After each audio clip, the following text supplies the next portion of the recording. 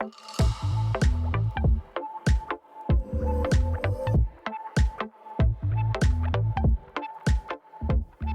my friend. Welcome back to the Mindset Check podcast. I'm your host, Misha McKittrick. This is a podcast where we believe that as you take time for a mindset check, you have more power than you think you do. And where we also believe that whatever you feel the most, you will feel the most. I can't wait to get into all of that with you today. We have a Hey Mish. Hey Mish. Hey Mish is essentially a question from one of my listeners, one of you, asking me for a little bit of clarification about something that surrounds the ideas or the topics that we talk about on this podcast. And I love it. I love breaking down and sitting in a space with you and answering your questions. So if you want to submit a Hey Mish, just a reminder that that's always an option for you. I would absolutely love hearing from you. You can DM me on Instagram. And on Instagram, you can find me at my friend Misha, M-E-S-H-A, my friend Misha. DM me there. You can also email me at hello@myfriendmisha.com. And you can do whatever you want with the Hey Mish. You can type it up. You can say you want it to be anonymous. You can, use your own voice. You can record a voice memo and then send it to me through email. Whatever it is that you want to do. And I'll make sure that I circle back to it and include your question and my answer for you on the podcast. All right, without further ado, let's jump into this Hey Mish. Today we have a Hey Mish from a woman that we will call Emmy. And Emmy sent me this question after I had posted something on my story on Instagram. And what I had posted on my story was just a little square with a quote that said, "The vibration of being who you are and doing what you love is magnetic. You will align everything you need in your life with that energy." And then on the side, I also posted my comment, and it said, "Enthusiasm is the emotion that ignites our brain the most. It is also such a high, elevated vibration. Choose to do what excites you." So her question was in response to that. And she said, "Hey Mish, what if you don't know what excites you anymore? I look at people like my husband who have things they do that they love, and I just haven't found things that I enjoy so much that it's a passion or that it brings excitement. Now that I think about it, learning about heart coherence is exciting, but I also feel tired about the work that goes into learning something new while carrying so much." Literally, Emmy, I am so happy that you submitted this because I feel like this is a song in many people's hearts. And everybody kind of goes through these ebbs and flows or these seasons in their life. Times in our life where we feel a little lost or disconnected or out of alignment. And I would say that a lot of times when we're in those spaces, we don't really know that we're out of alignment because our truest self would always feel that way. In other words, would always feel like the good feelings and the high vibrations. And that's like our truest who we really are. Remember when you were a kid? And depending on, your life when you were a kid, but if you had an upbringing that was somewhat free of trauma, that's a very loaded statement. But, maybe if you had a childhood that we would hope for children to have, how about we say that? The chances are you felt good a lot. Okay. And maybe that's not true for you, but our truest and most natural state, without the influences that come with this sort of fallen world that we're in, our most natural state is happy and joyful and pure and aligned and just in such a beautiful flow of energy. And when we're really connected, we can get back to that. And I for sure have been in moments of my life where every day felt like a struggle, right? Where I was going through very rough patches many times, right? And we seem to lose our grasp. We seem to lose our direction for things that light us up. And that's why it's really important to be able to dive into this question, because it's not that far away from us. It's not really that far away from us. Today I was on a walk and I was having this thought about how foreign of a concept bailing out of a sled was to me. Let me explain.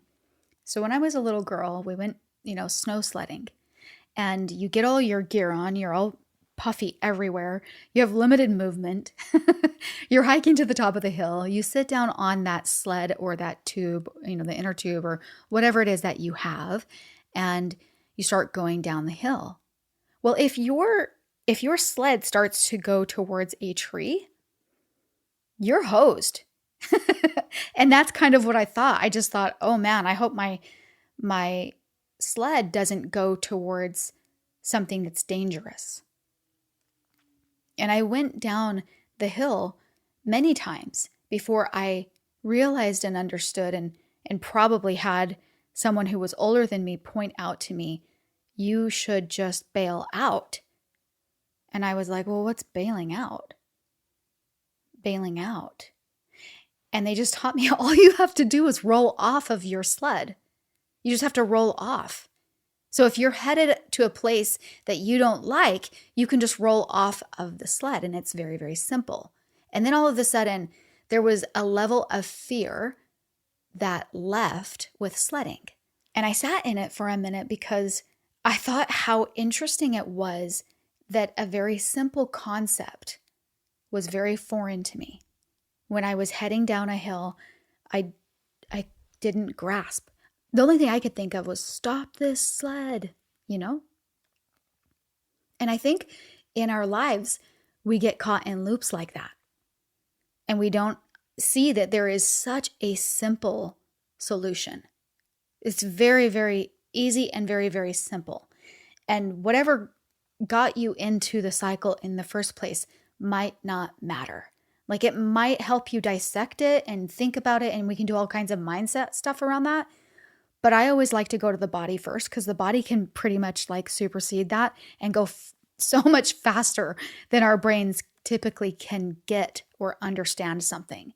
No matter what was patterned for you when you were younger, if, excitement or doing things that felt fun was associated with shame or fear or disgust, like, oh, I don't ever enjoy myself. I don't have time for that. Or, you shouldn't do X, Y, whatever it is that's built into the background of your subconscious. It doesn't almost even matter. It doesn't matter if you lost yourself in all of your kids and your husband. It doesn't matter, because the solution and the pattern is so simple to correct. It's almost as easy as rolling out of that sled. But even though that it's really, really simple, it doesn't mean that I don't get that it's hard. And I want you to know that before we even dive into any of this. It doesn't mean that I don't know that there are layers upon layers of things that we could talk about to help us to really work our way through it and to get to a point where things feel exciting for us, where that can light up our brain. So I want to try to keep it pretty simple today. And what I'm going to do for you is just start by stating what the pattern is and how to correct it. Okay. And then we're going to dive into some stories and some other things that can help us see it even more clearly. Because, like I said, sometimes it's really, really hard for us to grasp, especially when it is that simple. All right. So bottom line is that your body has learned a pattern. Okay. And whether that is a neural pathway, whether that's chemicals that your body becomes addicted to, whether that is even deep depression and anxiety and, very difficult mental conditions. And I'll just say one thing about medication and sort of that route is A, no shame. B, medication will only get you to a place where you can then help yourself. And if you don't help yourself from that point, you'll never be able to walk away from the medication. But sometimes medication can be necessary to help you correct. And, my husband and I went through this, and we've talked about this on the podcast, and we did a lot of like natural approaches and some Chinese herbs. If you're wondering and you didn't hear those podcasts and you want more information about that, DM me on Instagram or send me an email and I will get you the links to those podcast episodes. Okay.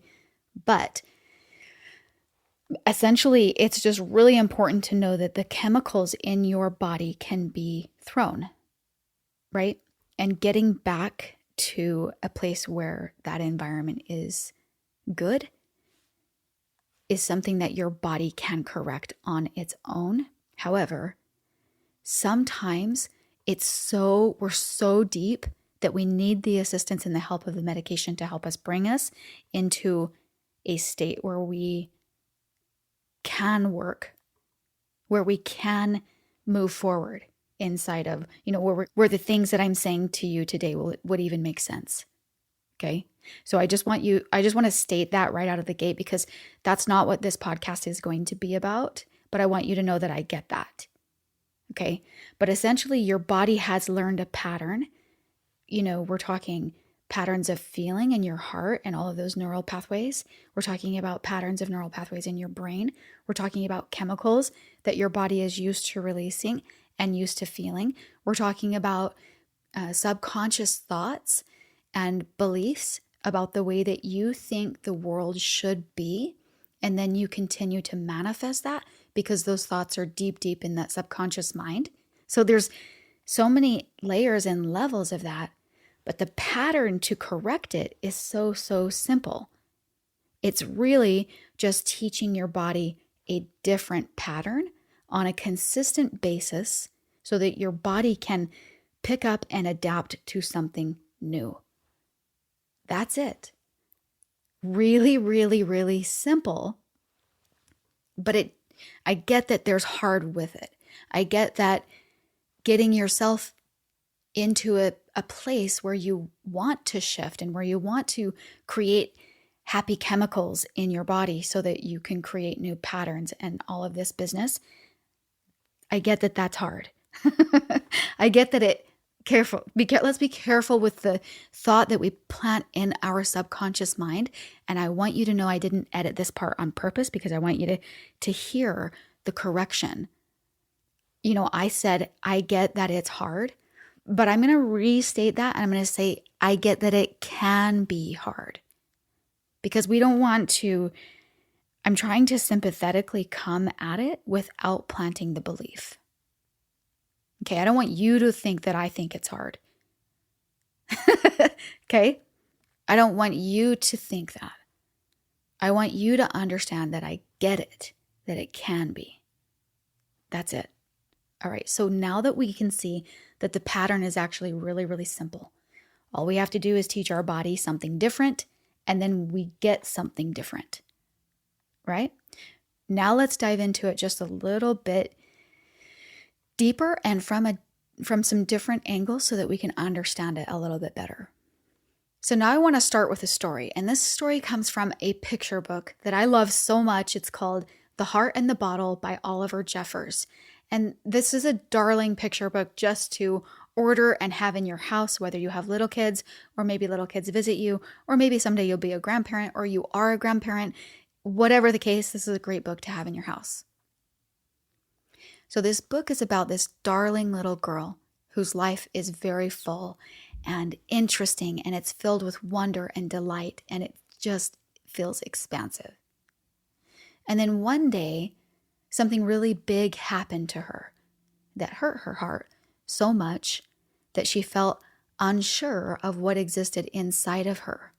And she thought that the very best thing to do was to put her heart into a safe place, just for the time being. So she put her heart in a bottle and she hung it around her neck. And that seemed to fix things at first. although in truth, nothing was the same. She forgot about the stars, and she stopped taking notice of the sea. She was no longer filled with the curiosities of the world and didn't take much notice of anything other than how heavy and awkward the bottle had become. But at least, as time moved on, her heart was safe. It might never have occurred to her what to do had she not met someone smaller and still curious about the world. She didn't know how to respond to the younger girl's imaginative questions. There was a time when she would have known how to answer her, but not now, not without her heart. And it was right at that moment that she decided to get it back out of the bottle. But she didn't know how. She couldn't remember. She tried everything and nothing seemed to work. The bottle couldn't be broken. It just bounced and rolled right down to the sea. But there it occurred to someone smaller and still curious about the world that she might know a way. And it just so happened that she did, and she helped her put her heart back where it came from. So it's this beautiful story about this girl that is younger than her that still remembers how to feel. And she reteaches her how to do that. And that's what we're talking about here, right? We're talking about how so many times we overlook our heart and our own feelings because of circumstances that happen in life. Whether it's big trauma or just little by little putting yourself on the back burner, right? And then before we know it, our heart ends up with this protective barrier around it. And it's almost like we can't reach that anymore, right? And so that's where we get a little bit more nuanced with how to release, and process the things that we go through in life and how important those things are. And that's what I go through a lot of, not all, but, we do many things in the Power Up course. But in the Power Up course, we go through like the deep intricacies of processing and figuring out different things so that we can reinvent them, okay? Whether that's part of our subconscious thoughts or teaching our body how to do that, right? To release the things, because a lot of times our body knows what to do and our mind doesn't need to know. That is the essence of getting into your body and allowing your body to help you. There's lots of different ways that can happen. Pure exercise can help you blow off steam, right? Breath work and heart coherence, I think, are my favorite, that go a little bit deeper than just letting go of emotion, right? I love yoga, and I love when my yoga teacher is sitting there telling us, like, get your hips moving and flexible again, because we store so much of our energy in those hips. There's lots of different things that we can do with our body, and I have a certain meditation that I do in the Heart Sync course where we clear out the negative energy that's in our lower three centers so that we can access our heart. Because a lot of times there are those barriers, right? Essentially, our heart's in that bottle. I also like to think of it like our hand when it gets a callus, or your feet for that matter. But when you get a callus on your body, you build up a resistance to the sensitivity that would otherwise be there, right? If you've ever played the guitar or worn a certain pair of shoes or whatever, like, let's just stick with the guitar example. You get these little calluses on your fingers, and it helps you to not be so sensitive while you're playing the guitar. It helps you to be able to, do lots of cool things as you're playing. But at the same time, it takes away your sensitivity to the touch on the pads of your fingers. And what happens is, if you stop playing the guitar, your calluses go away. So your body has this cool response to help protect you. And in that same way, that same thing can happen with our heart. And I want to point out, right, our heart is this major, like, it's more than an organ that pumps blood, right? When you feel excited, when you feel love, when you feel, it's like there's this center where you're feeling that. And that's what gets blocked. That's what gets a callus over it. And so it's important to know that just like the callus on your hand, it's not like it happens overnight, but it's something that you start to create a different pattern and a different way of living if you want that callus to go away. It doesn't happen all at once, but it happens over time. And that's the same way that we develop patterns inside of ourselves. Does that make sense? So essentially, what we would want to do, if we want to feel excited and we don't, then what we actually want to do is try to feel excited.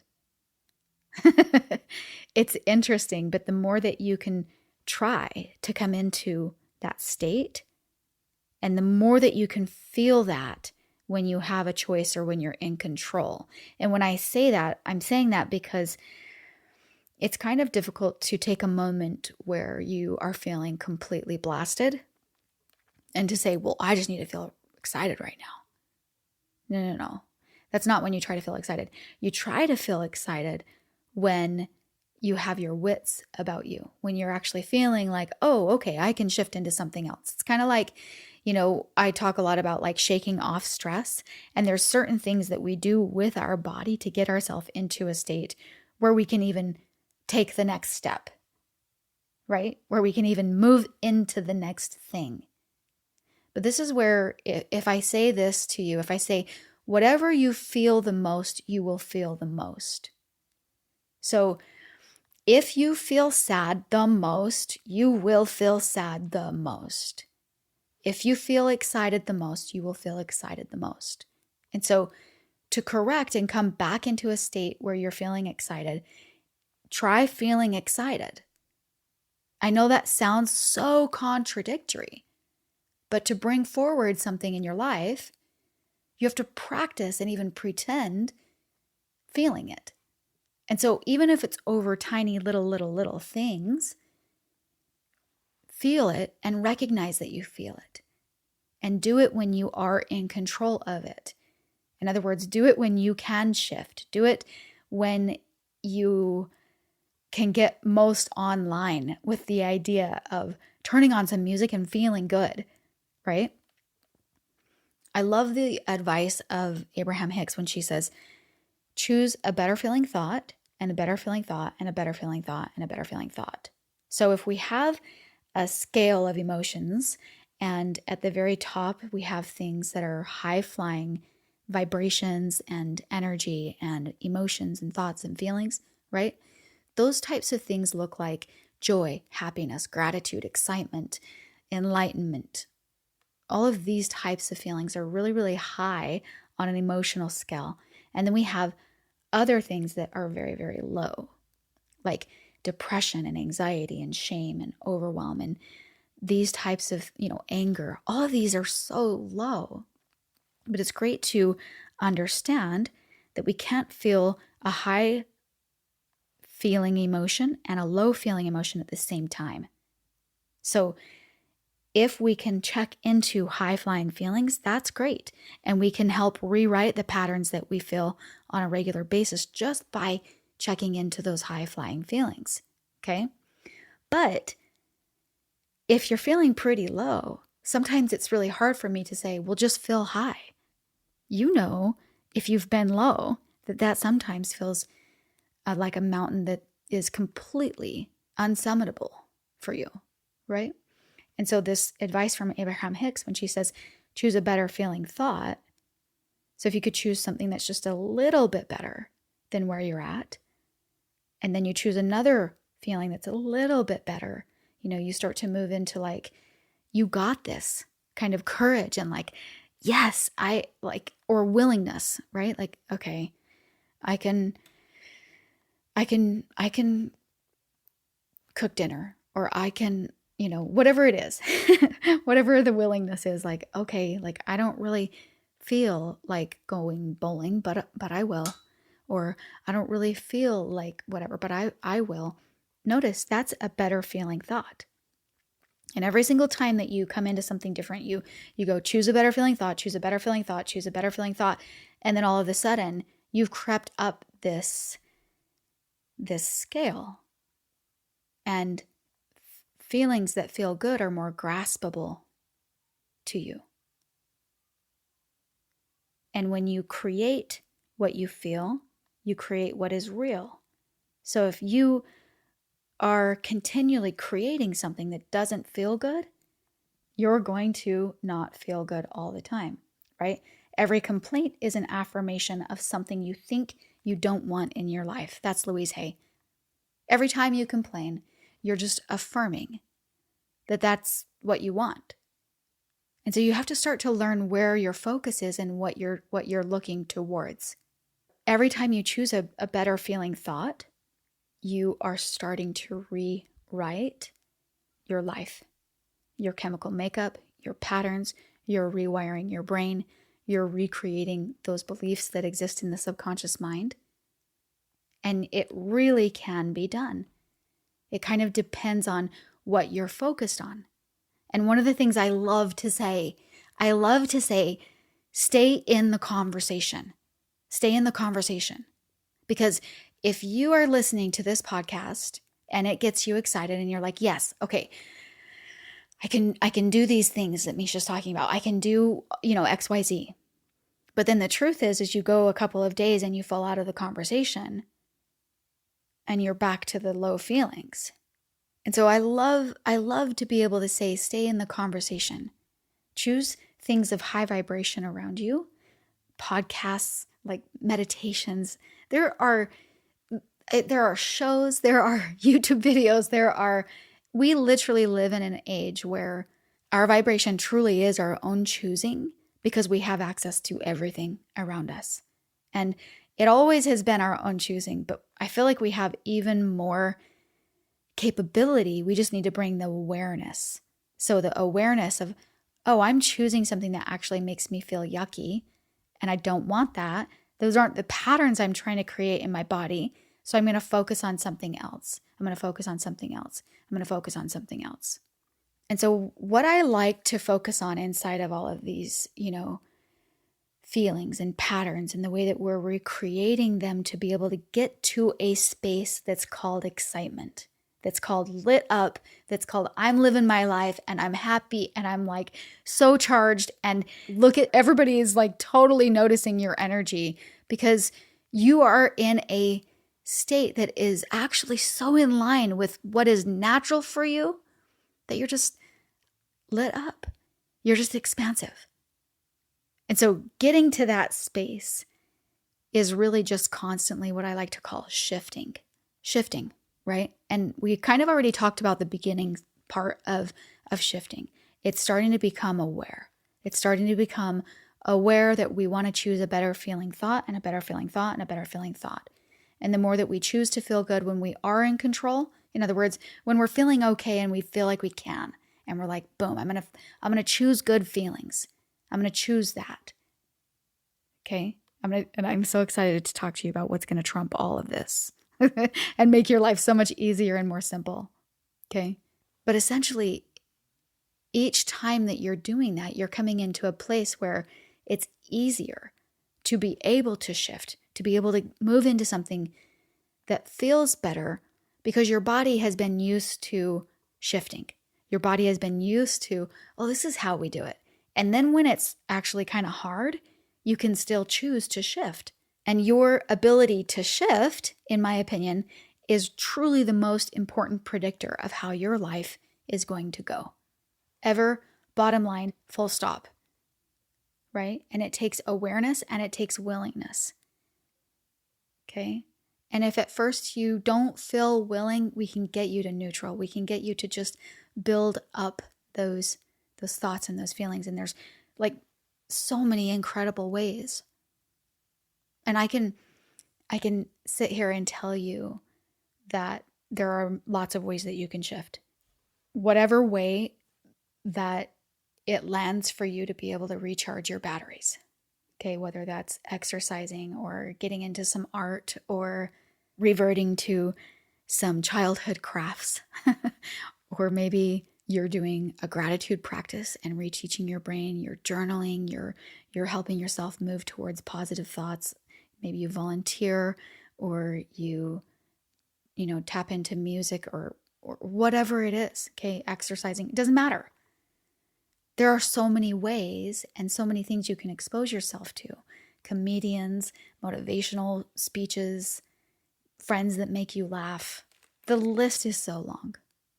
But there are ways to shift that are the most effective, in my opinion. Like, where all the other things are tiny little steps. And if I'm sitting here as a coach, like with a clipboard in hand, and I'm holding a pen and I'm like, you did that. Okay, good job, good job. Okay, a step, another step, another step, another step. And I'm like cheering you on, and I'm like, yay, you're just working your way up this ladder. Okay, or you can do something like heart coherence, and you can just zoom, whoop, like right up that ladder. I guess that kind of went down. I'm truly not musically gifted. Whoop. I don't know how to do that.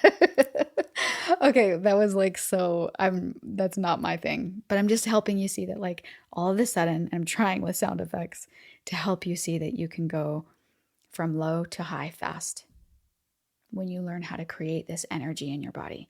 And so, Emmy, I love that in the very forming of your question that you were right there. And I know, Emmy bought the Heart Sync course, and I know she's in it.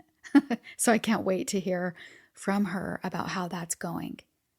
But that was something that also kind of like tipped her into excitement. But then I love how she also said, okay, but I also feel tired about the work that I know is going to go into it. And so I want to address that, because Emmy, it'd be so great for you to report and let me know if you feel like after you've learned it, it feels like work. It's like saying that something that brings you so much pleasure and so much joy is a burden, right? It is one of the most incredible things. I was sitting in heart coherence last night as I was meditating, and I was just like, how does everybody not know how to make this simple shift in their body? This feels so incredible. It felt expansive. It felt like my heart was growing and growing and growing and growing, and it feels recharge. It feels like a major recharge. And so it already combats that feeling of tired, that feeling of like, oh, but all the work. No way, man. That's like saying that getting into a hot bath is just like, like, not enjoyable. Whatever your thing is that feels enjoyable. Maybe it's a Diet Coke. Maybe it's some chocolate. Maybe it's like climbing a mountain, and maybe you love yoga on the paddleboard like I do. Whatever it is that lights you up, it is like saying that thing is a burden. Okay? I understand that a lot of times the things we love to do take a back seat. They take a back seat to the things that seem to be more important.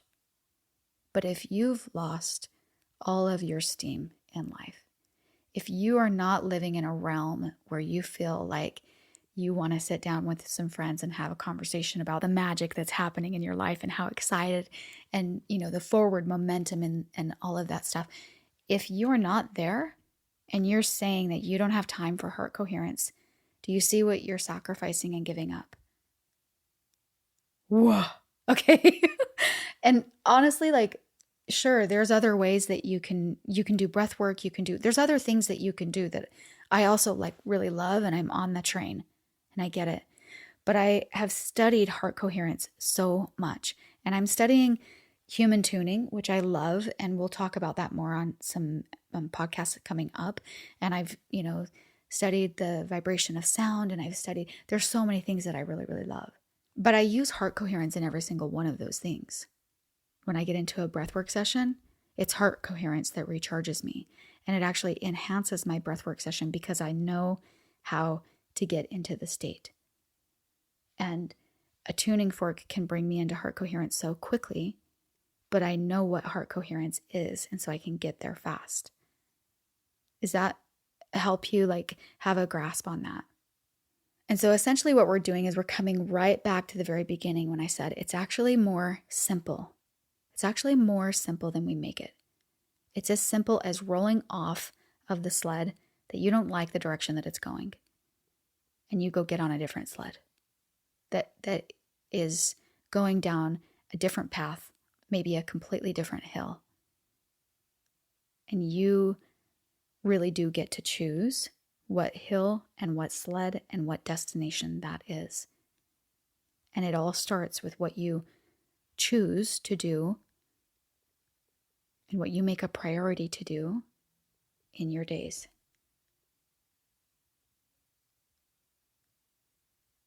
And it boils down to minutes. 15 minutes would be so ideal if you had 15 minutes to give to heart coherence every day. Heart coherence resets the chemicals in your body so that you are releasing the chemicals that feel good and that make you feel happy. It resets the beliefs that sit in your subconscious mind. Because the moment that you start to think a thought that takes you low, all of a sudden you go, it's like this recall system that you put into your body, into yourself, and you say, okay, I'm coming out. I don't want to be there because it just took me out of heart coherence. So I'm going to shift. And you start to notice, and your awareness becomes so beautiful. And you also have more space to love yourself inside of it, to give yourself more grace, more leeway, more love. And then, therefore, it all leads to the ease with which you get to feel whatever you want to feel. Whatever it is that you want to feel. Because your body then can understand how to bring forward a feeling, and to feel that, trust me, when you're in heart coherence, we can use feelings. So essentially when you're getting into heart coherence, it's a meditation, and we get you in the breath, and then we get you in a feeling, and we get you in a very good emotion, and you teach your body that emotion over and over and over on a daily basis. And because we're teaching you that pattern, your body becomes familiar with that pattern, and therefore, because your body repeats patterns and repeats chemicals and repeats those subconscious thoughts, the average human has 80,000 thoughts a day. And I think it's you repeat 90% of them every day. You only have a small percentage of thoughts that you're thinking every day that are different than what you thought the day before. That's because your body is habitual, and it works off of the patterns that are inside. And you have complete power to affect and alter those patterns by what you choose to focus on. It's like waking up and coming into a space where you see differently, where your awareness is different. The lights are on, and you go, wow, there's so many cool things around me that I can expose myself to. There's so many things I can use to help me stay in the conversation. There's so many things to help me shift into a better feeling thought, and a better feeling thought, and a better feeling thought. And I get to rewrite my life. I get to rewrite my chemical makeup. I get to recreate the patterns that are in my body. I rewire my brain. I completely alter my future because of what I'm doing. So you create what you feel, and you create what is real. So I repeated some of the things that we talked about a couple of times because it's really important for your brain to try to grasp onto those things, especially when it's a new thought. Repetition is so important, okay? But essentially, I hope that through a topic that I could talk to you about for many days, an entire, program, like weeks and weeks, like months and months worth. And I could teach you all the nuances inside of it. But I hope I broke it down in a very simple way to help you see that it all comes down to patterns. If you want to feel excitement in your life, feel excitement in your life. Okay? So choose the small things when you can, and doing it over and over and over is exactly what gets you there. And piggybacking something like heart coherence is what then all of a sudden blows it out of the water, because it makes it more powerful. The more that you feel those feelings when you're in heart coherence, and you're, let's say that you're in heart coherence and I'm talking to you, and I should do this. I haven't made a heart coherence meditation where we are focused on excitement completely, but I'm gonna write this down right now.